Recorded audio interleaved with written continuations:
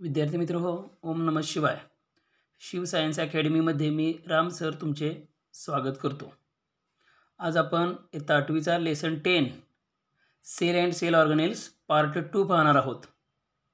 Part फर्स्टमध्ये आपण sale organelles पहिलं nucleus याविषयी माहिती पाहिली होती. आता दुसरं सेल ऑर्गनेल आहे एंडोप्लाझ्मिक रेटिक्युलम, आंतरद्रव्य जालिका. इथं त्याची आपल्याला आकृती दिलेली आहे, त्याचं ऑब्झर्वेशन करायचं आहे. It conducts various substances inside cell. हे जे एंडोप्लाझ्मिक रेटिक्युलम आहे ते कंडक्ट्स वहन करतं, वाहून नेतं व्हेरियस सबस्टन्सेस इनसाइड सेल, वेगवेगळ्या पदार्थांचं सेलच्या आतमध्ये वहन करण्याचं काम हे करतं. It is net like structure, जाळीदार आकार आहे, consisting of interconnected miniature tubes and sheets filled with fluid. तर एक जाळीसारखा आकार जो कशापासून बनलेला असतो तर सूक्ष्म नलिका आणि पट यांच्यापासून बनलेला असतो, ज्यामध्ये फ्लुइड भरलेलं असतं, अशी याची रचना असते. Are connected to nucleus from inner side. हे जे एंडोप्लाझ्मिक रेटिक्युलम आहे ते आतल्या बाजूला न्यूक्लियसला जोडलेलं आहे. And cell membrane from the outer side, आणि बाहेरच्या बाजूला हे सेल मेम्ब्रेनला जोडलेलं असतं. फंक्शन्स, याची कार्य काय काय बघा. सपोर्ट सेल, पेशीला आधार देणं. दुसरं आहे कंडक्शन ऑफ प्रोटीन्सचं वहन करणं सेलमध्ये. Make toxins water soluble and flush out of body. जे टॉक्झिक सबस्टन्सेस पेशीमध्ये येतात ते वॉटर सोल्युबल करणं आणि त्यांना पेशी बाहेर फेकणं, हे काम या एंडोप्लाझ्मिक रेटिक्युलमचं आहे. पुढचं सेल ऑर्गनेल आहे गोल्गी कॉम्प्लेक्स किंवा गोल्गी कॉम्प्लेक्स. इथे याची आकृती दिलेली आहे Golgi complex. It is made up of 5 to 8 hollow and flat sacs. पोकळ आणि चपट्या पिशव्यासारख्या आकारापासून हे बनलेलं असतं.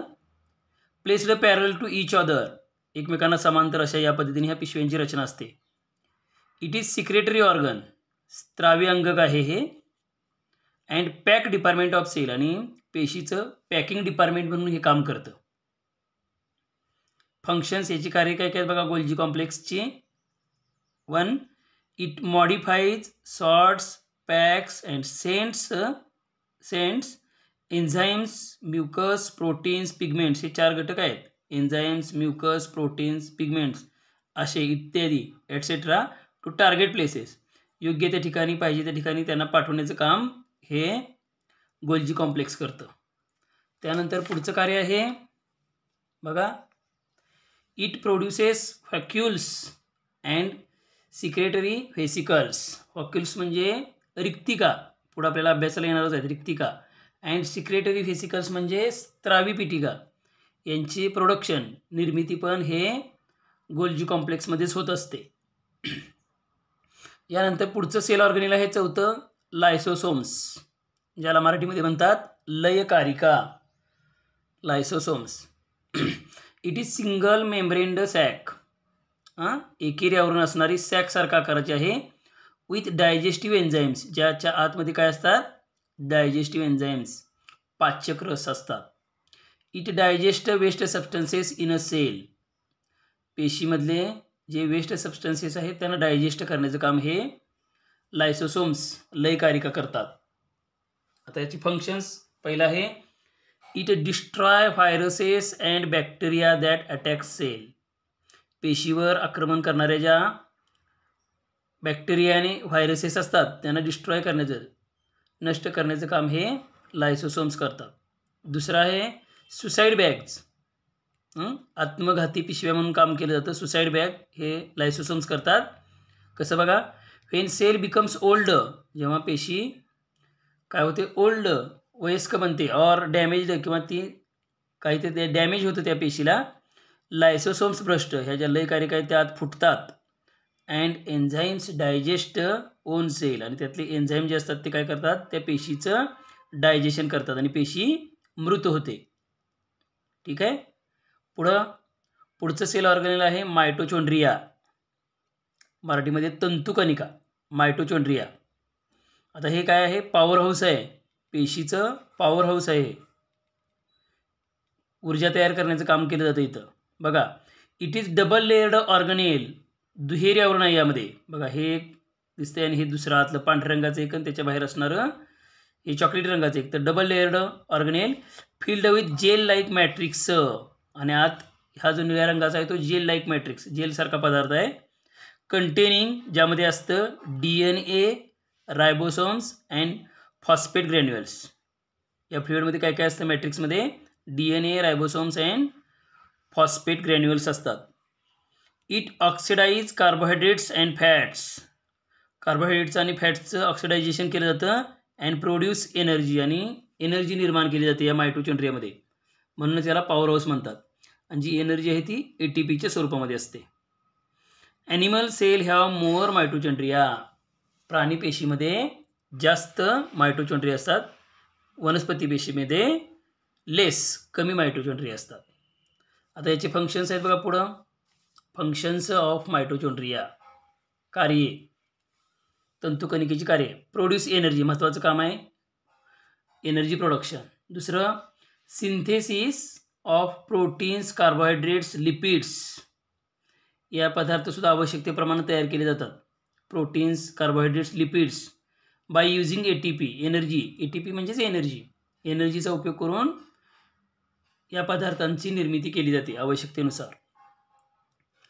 पुढचा सेल ऑर्गनेल आहे व्हॉक्युल्स, म्हणजेच रिक्तिका. व्हॉक्युल्स म्हणजे रिक्तिका, जिथं आपल्याला याचं चित्र दिलेलं आहे पहा. It is single layered storage sac, एक पदरी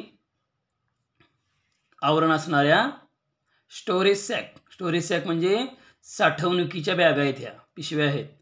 for solid and liquid contents, solid आणि लिक्विड दोन्ही प्रकारचे कंटेंट यामध्ये साठवले जातात. फंक्शन्स बघा काय आहेत. पहिलं, मेंटेन ऑस्मॅटिक प्रेशर. ऑस्मॅटिक म्हणजे परासरणीय, ऑस्मिशन आपलं झालेलं आहे परासरण पाण्याच्या बाबतीत. तर मेंटेन ऑस्मॅटिक प्रेशर, परासरणीय दाब राखणे. दुसरा आहे in animal cells storage of waste substances. प्राणीपेशीमध्ये ह्या ज्या व्हॉक्युल्स आहेत त्या काय करतात? वेस्ट सबस्टन्सेसचं स्टोरेज म्हणजे टाकाऊ पदार्थांचं साठवणूक करतात. इन प्लॅन्ट सेल, वनस्पती पेशीमध्ये स्टोरेज ऑफ सेल सॅप, पेशीद्रव, पेशीद्रवाचं स्टोरेज करण्याचं काम हे व्हॉक्युल्स करतात. यानंतर पुढचं आणि शेवटचं सेल ऑर्गनेल आहे प्लास्टिड्स. पुढचं काय आहे? प्लास्टिड्स, ज्याला मराठीमध्ये म्हणतात लवके. प्लास्टिड्स, लवके. Present only in plant cell, हे फक्त वनस्पती पेशीमध्येच असतात. Which gives colours to different parts like leaves, flowers. हे जे प्लास्टिड्स आहेत ते काय करतात? वेगळे जे वनस्पतींचे पार्ट्स आहेत, लीव्ज पानं असतील, फ्लॉवर्स फुलं असतील, यासारख्या भागांना रंग देण्याचं काम या प्लॅस्टिडचं असतं. म्हणजे प्लॅस्टिड हे रंग देण्याचं काम करतात. प्लॅस्टिडमुळे वनस्पतींच्या विशिष्ट भागांना विशिष्ट रंग मिळतो. आता कोणता रंग कोणत्या प्लॅस्टिडमुळे किंवा कोणत्या पिगमेंटमुळे मिळतो हे दिले बघा इथे चार्ट. ग्रीन रंग आहे, ग्रीन कलर क्लोरोफिलमुळं. ऑरेंज कलर कॅरोटीनमुळं. येलो कलर झॅन्थोफिलमुळं. त्यानंतर पर्पल ब्ल्यू कलर अँथोसायनिनमुळं. आणि डार्क पिंक कलर बिटालिन्स या पिगमेंटमुळं किंवा बिटालिन्स या प्लॅस्टिडमुळं मिळतो. तर या पद्धतीनं वनस्पतींच्या भागांना वेगवेगळे रंग देण्याचं काम, वेगवेगळे रंग हे वेगवेगळ्या प्लॅस्टिड्समुळं मिळत असतात, वेगवेगळ्या लवकांच्यामुळं मिळत असतात. प्लॅस्टिडचे टाईप 2 आहेत बघा, ल्युकोप्लास्ट आणि क्रोमोप्लास्ट. ल्युकोप्लास्ट म्हणजे कलरलेस असतात, रंगहीन जे प्लॅस्टिड असतात त्यांना ल्युकोप्लास्ट असं म्हणतात. आणि क्रोमोप्लास्ट म्हणजे कलर्ड, रंग असणारे जे असतात त्यांना क्रोमोप्लास्ट म्हणतात. इथं आपल्याला जी आकृती दिलेली आहे ती आहे क्लोरोप्लास्टची. क्रोमोप्लास्टचा हा एक प्रकार आहे क्लोरोप्लास्ट. ठीक आहे, हरित लवकाची आकृती आहे इथं. पुढे बघा, due to DNA mitochondria and plastids can produce proteins. DNA असल्यामुळंच हे जे प्लॅस्टिड्स आहेत, प्लॅस्टिड्स आणि मायटोचॉन्ड्रिया म्हणजेच तंतुकणिका ह्या काय करू शकतात, प्रोटीन्सची निर्मिती करू शकतात.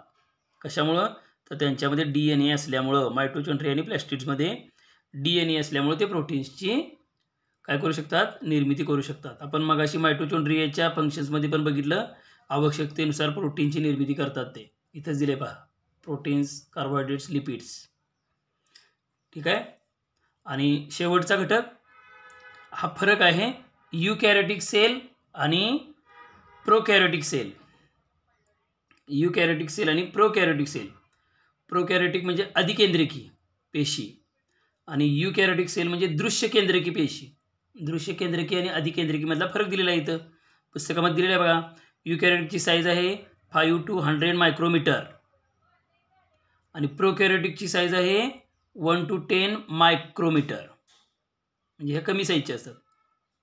पुढं यूकॅरियोटिकमध्ये number of chromosomes more than 1. याच्यामध्ये क्रोमोसोमची संख्या यूकॅरियोटिकमध्ये 1 पेक्षा जास्त असते. प्रोकॅरियोटिक सेलमध्ये क्रोमोसोम्स ओनली 1, एकच क्रोमोसोम असतो. यूकॅरियोटिक सेलमध्ये न्यूक्लियस असतो, केंद्रक असतो. प्रोकॅरियोटिक सेलमध्ये न्यूक्लिओइड असतो. न्यूक्लियसच्या ऐवजी न्यूक्लिओइड म्हणजेच केंद्रकी असते. शेवटचं बघा, यूकॅरियोटिक सेल हे आपल्यामध्ये म्हणजे प्लांट्स, ॲनिमल्समध्ये असतात. Present in highly involved unicellular and multicellular plants, animals. प्राण्यांच्यामध्ये वनस्पतीमध्ये असतात. आणि प्रोकॅरियोटिक सेल ह्या बॅक्टेरियामध्ये असतात. तर हे सेलचे 2 प्रकार. इथं आपला हा lesson 10 cell and cell organelles part 2 संपलेला आहे. इथं या नोट्स तुम्ही लिहून घ्यायचे आहेत. त्याचबरोबर या धड्याचं वारंवार वाचन करा म्हणजे तुम्हाला हा धडा व्यवस्थित समजेल. हा व्हिडिओ तुम्हाला आवडल्यास तुम्ही सबस्क्राईब करा. आजच्यासाठी राम राम.